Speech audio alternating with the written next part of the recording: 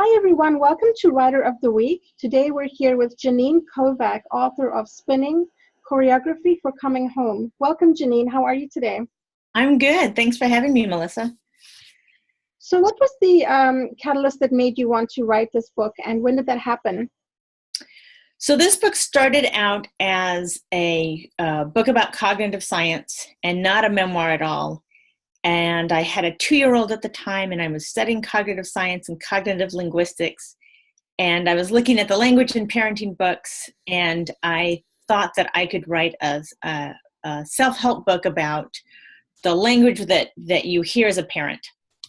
And along the way, I got pregnant with twins. I was 40 years old. I found out that it was a very risky twin pregnancy. And suddenly the language that I was analyzing for in parenting books, I was applying to what I was hearing from the doctors. So I thought that I would, it was a very kind of cerebral story. And I was thinking about how we talk to each other and the words that we use. And I was very conscious of the outcomes for my twins that were really bad. So I had a doctor say that I had to be prepared at every ultrasound for a dead baby, which is an awful thing to tell a pregnant woman. And so I thought that I would use these techniques from cognitive linguistics, and I would go to the NICU, which is where my son spent 3 months in the hospital. They were born about 15 weeks early. And then I would write a book about that. And as I started to write, I realized that all this cerebral, all these fancy words and cerebral concepts and neuroscience, blah, blah, blah, was really just a coping mechanism for what was really going on, which was a lot of scary stuff about little babies who had surgery and heart monitors and breathing monitors. So the catalyst was this really brainy side, and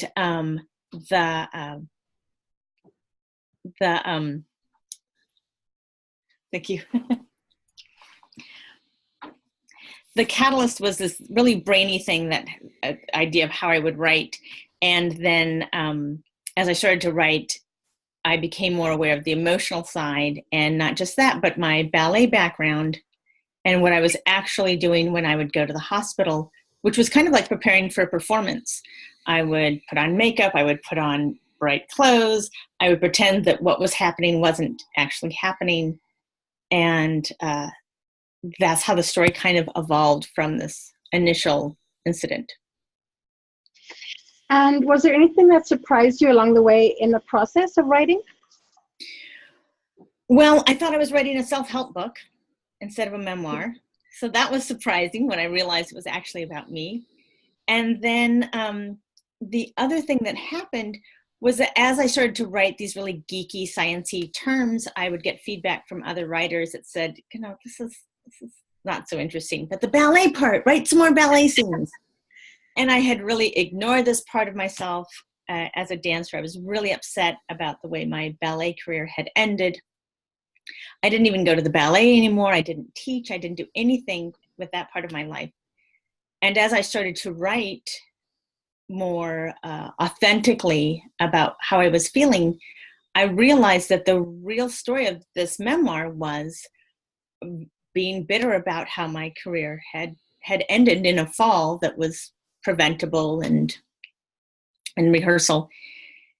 And I had this kind of life, had to kind of accept, oh, this is something that I really enjoyed doing, something that was lost to me. And so the reconciliation in my actual life became a part of the book.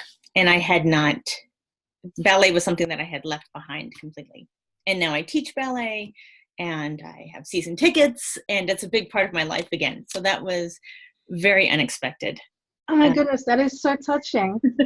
And came about just because I had to keep writing about, I was driven to write about what happened, because I think that's what happens in a lot of memoirs. You have this incident that you can't let go of, and the only way to process it is through writing. And then it becomes this kind of a virtuous cycle where it allows you to examine, and then you change something, and then you write about it, and it makes you examine.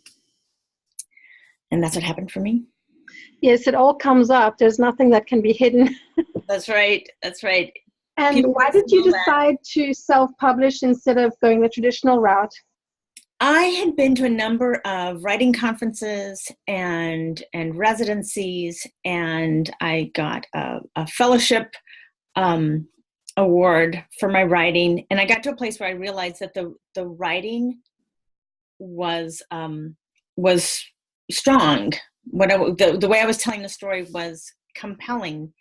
And I also realized at the same time that this was not a story that had a lot of dollar signs around it. It's not a story that made gatekeepers, agents and editors think, oh, I want to take a chance on this story. Oh, a lot of people are going to buy this book. They said, oh, babies that are sick. Oh, people would That's really surprising to me because Lifetime keeps pumping out movies every week about sick children. So you'd think there would be a market for that. Well, maybe I should go to TV instead of It's possible. I have to just go directly to a movie. Yeah. Right. I chose the wrong medium.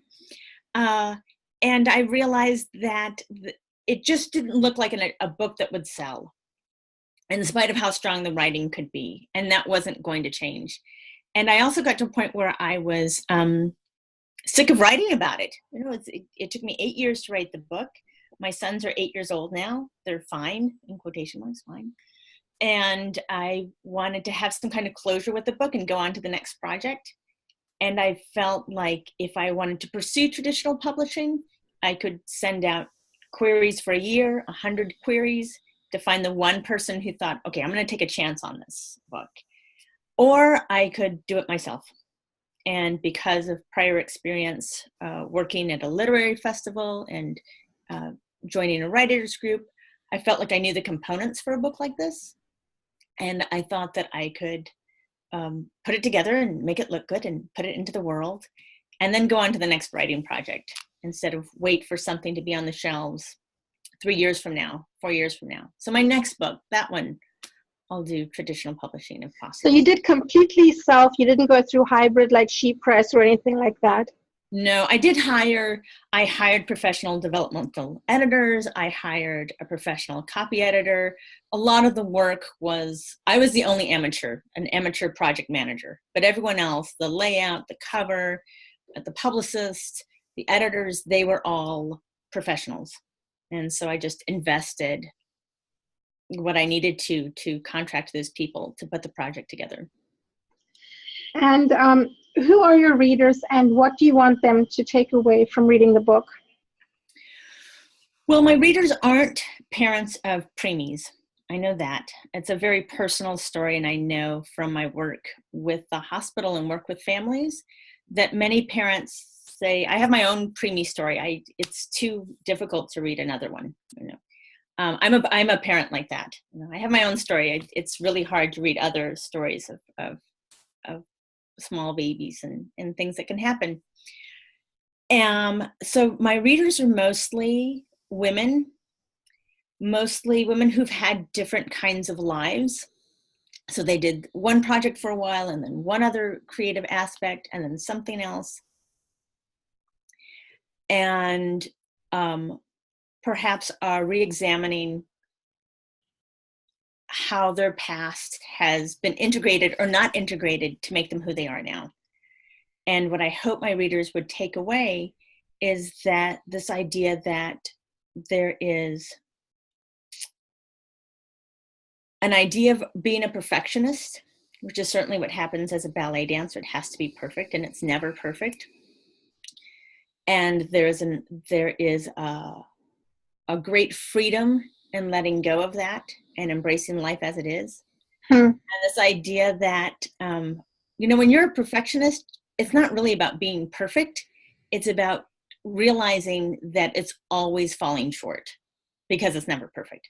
And the reality is that we're just human.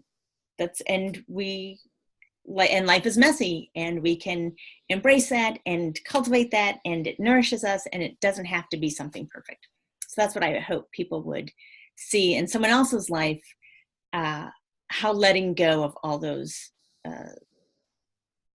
strict regimens can bring them to a different place.